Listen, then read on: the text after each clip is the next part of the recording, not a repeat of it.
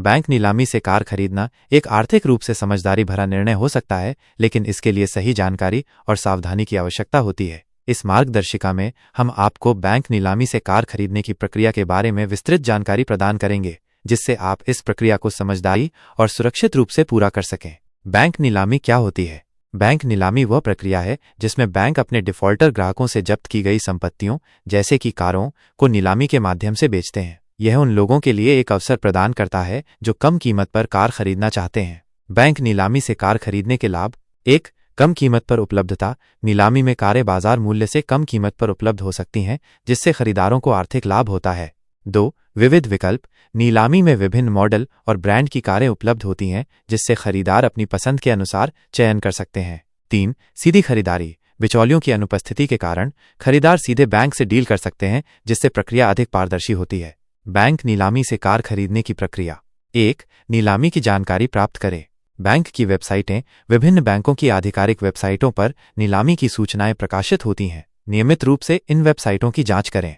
अखबारों में विज्ञापन। स्थानीय और राष्ट्रीय समाचार पत्रों में भी नीलामी के विज्ञापन प्रकाशित होते हैं।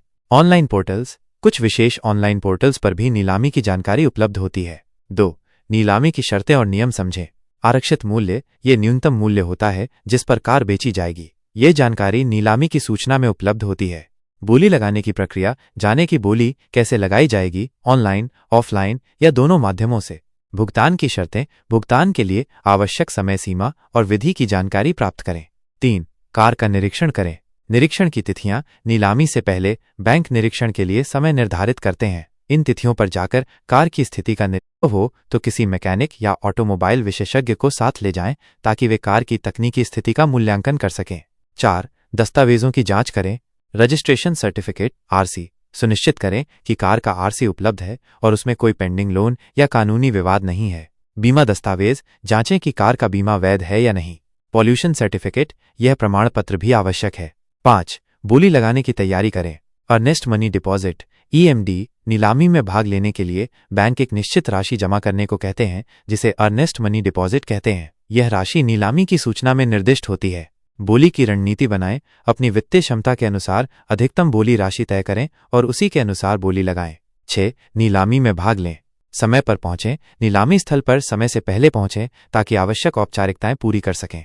बोली लगाएं। अपनी तय रणनीति के अनुसार बोली लगाएं और भावनाओं में बहकर अधिक बोली लगाने से बचें। 7.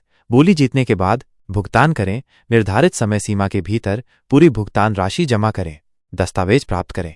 भुगतान के बाद बैंक से सभी आवश्यक दस्तावेज प्राप्त करें, जैसे कि बिक्री पत्र, एनओसी आदि। कार का ट्रांसफर करें। आरटीओ में जाकर कार का स्वामित्व अपने नाम पर ट्रांसफर करवाएं। सावधानियां और सुझाव। वास्तविक स्थिति का मूल्यांकन करें। कार की वास्तविक स्थिति का सही मूल्यांकन करें और मरम्मत की संभावित लागत का अनुमान लगाएं।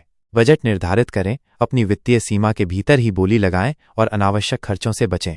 कानूनी सलाह लें। यदि आवश्यक हो तो किसी कानूनी विशेषज्ञ से सलाह लें, ताकि भविष्य में किसी कानूनी समस्या का सामना न पड़े।